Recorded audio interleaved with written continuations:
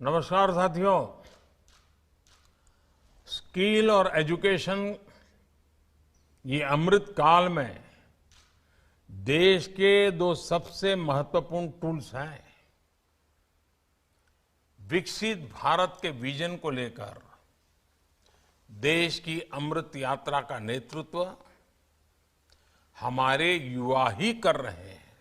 इसलिए अमृत काल के इस प्रथम बजट में युवाओं को और उनके भविष्य को सबसे ज्यादा अहमियत दी गई है। हमारा एजुकेशन सिस्टम प्रैक्टिकल हो, इंडस्ट्री ओरिएंटेड हो, ये बजट इसकी नींव मजबूत कर रहा है। वर्षों से हमारा एजुकेशन सेक्टर रिजिडिटी का शिकार रहा। हमने इसको बदलने का प्रयास किया है। हमने एजुकेशन और स्किलिंग को युवाओं के एप्टीट्यूड और आने वाले समय की डिमांड के हिसाब से रीओरिएंट किया। राष्ट्रीय शिक्षा नीति में भी लर्निंग और स्किलिंग दोनों पर समान जोर दिया गया है। मुझे खुशी है कि इस प्रयास में हमें टीचर्स का बहुत सपोर्ट मिला। इससे हमें अपने बच्चों को अतीत के बोझ से मुक्त करने का बहुत हौसला मिला है। इसलिए सरकार को एजुकेशन और स्किलिंग सेक्टर में और रिफॉर्म करने के लिए प्रोत्साहित किया है। साथियों, नई टेक्नोलॉजी नई तरह के क्लासरूम के निर्माण में भी मदद कर रही है। कोविड के दौरान ये हमने अनुभव भी किया है। इसलिए आज सरकार ऐसे टूल्स पर फोकस कर रही है जिससे एनीवेयर एक्सेस ऑफ नॉलेज सुनिश्चित हो सके। आज हमारे ई लर्निंग प्लेटफॉर्म स्वयं में 3 करोड़ मेंबर हैं। वर्चुअल लैब्स और नेशनल डिजिटल लाइब्रेरी में भी नॉलेज का बहुत बड़ा माध्यम बनने की संभावना है। डीटीएच चैनल्स के माध्यम से स्टूडेंट्स को भी स्थानीय भाषाओं में पढ़ाई का अवसर मिल रहा है। आज देश में ऐसे अनेक डिजिटल और टेक्नोलॉजी आधारित इनिशिएटिव चल रहे हैं। इन सारे इनिशिएटिव्स को नेशनल डिजिटल यूनिवर्सिटी से और बल मिलेगा। ऐसे फ्यूचरिस्टिक कदम हमारी शिक्षा, हमारी स्किल और हमारे ज्ञान विज्ञान के पूरे स्पेस को बदलने वाले हैं। अब हमारे टीचर्स की भूमिका सिर्फ क्लासरूम तक सीमित नहीं रहेगी। अब हमारे टीचर्स के लिए पूरा देश, पूरी दुनिया ही एक क्लासरूम की भांति होगा। ये टीचर्स के लिए अवसरों के नए द्वार खोलने वाला है। हमारे एजुकेशनल इंस्टीट्यूशंस के लिए भी अब देश भर से टीचिंग मटेरियल की अनेक प्रकार की विविधताएं, अनेक प्रकार की विशेषताएं, स्थानीय टच, ऐसी अनेक बातें उपलब्ध होने वाली हैं। और सबसे बड़ी बात, इससे गांव और शहर से स्कूलों के बीच जो खाई होती थी वो दूर होगी। सबको बराबरी के अवसर मिलेंगे। साथियों, हमने देखा है कई देश ऑन द जॉब लर्निंग पर विशेष बल देते हैं।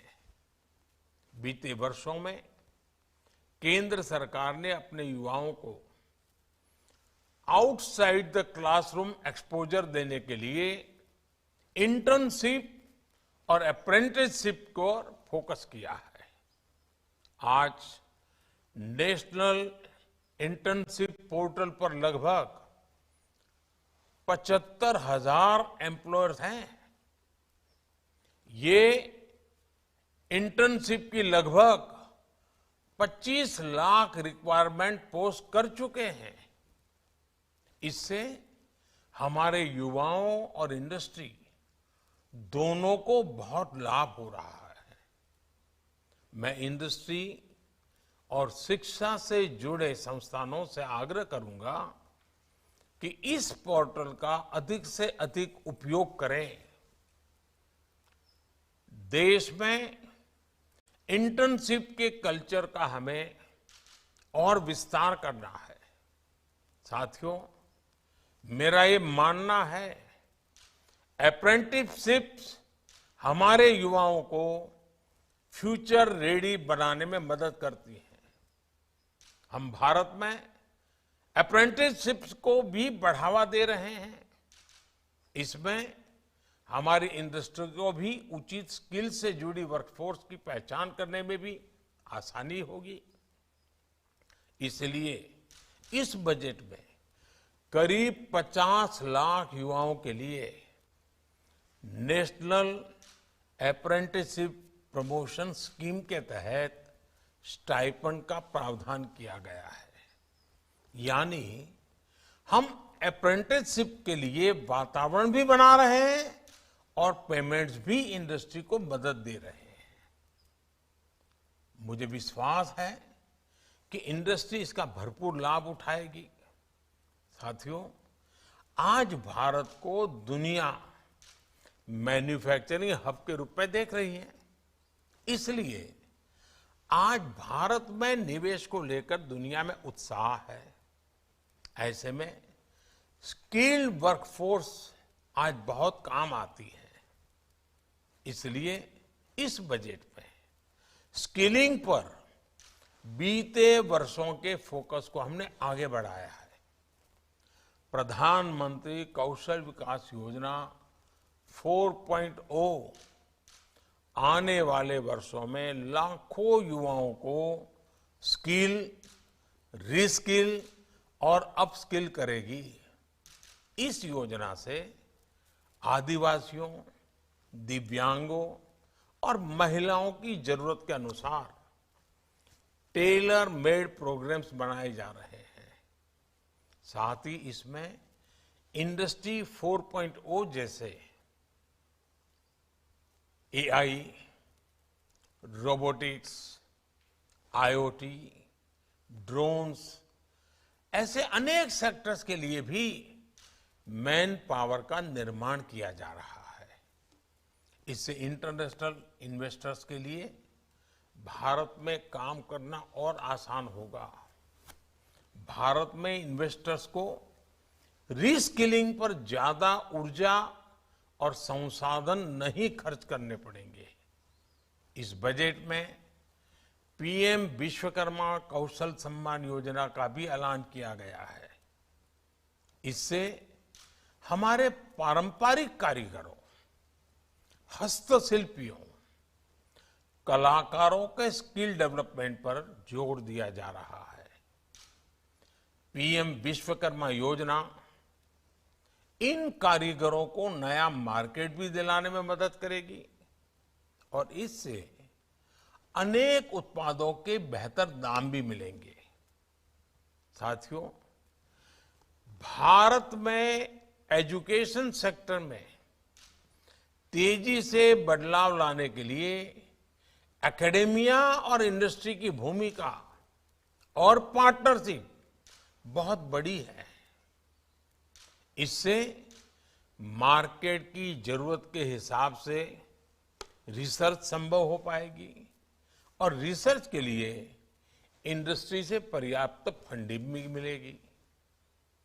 इस बजट में एआई के लिए जिन 3 सेंटर्स ऑफ एक्सेलेंस की बात की गई है, उनमें इंडस्ट्री एकेडेमिया पार्टनरशिप मजबूत होगी।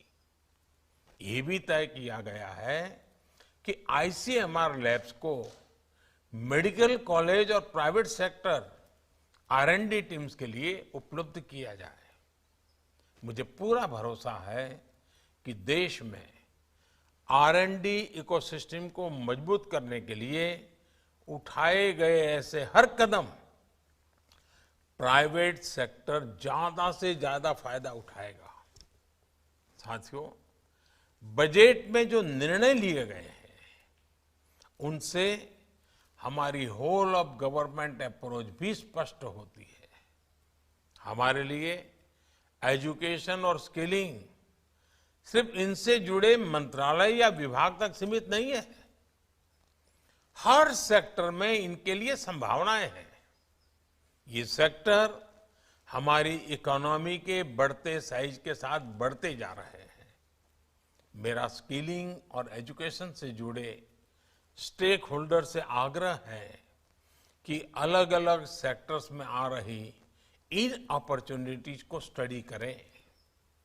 इससे हमें इन नए सेक्टर्स के लिए जरूरी वर्कफोर्स तैयार करने में आसानी होगी। अब जैसे आप भारत के तेजी से बढ़ते सिविल एविएशन सेक्टर से जुड़ी खबरों को सुन रहे हैं, ये दिखाता है कि भारत की ट्रेवल और टूरिज्म इंडस्ट्री का कितना विस्तार हो रहा है। ये रोजगार के बहुत बड़े माध्यम है। इसलिए हमारे स्किलिंग सेंटर्स और एजुकेशनल इंस्टीट्यूशन को इसके लिए भी कैपेसिटी तैयार करनी होगी।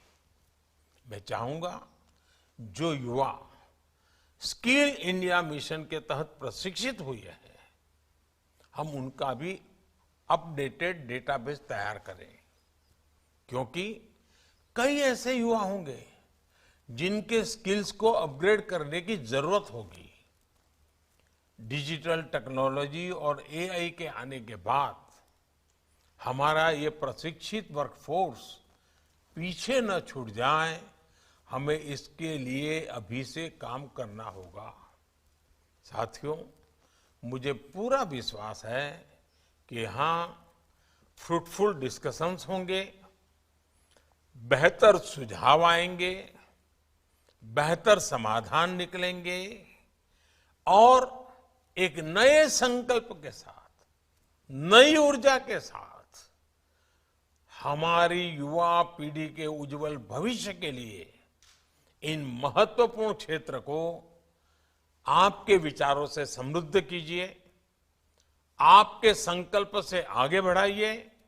सरकार कंधे से कंधा मिला करके आपके साथ चलने के लिए तैयार है। मेरी आप सबको इस वेबिनार की सफलता के लिए बहुत बहुत शुभकामनाएं हैं।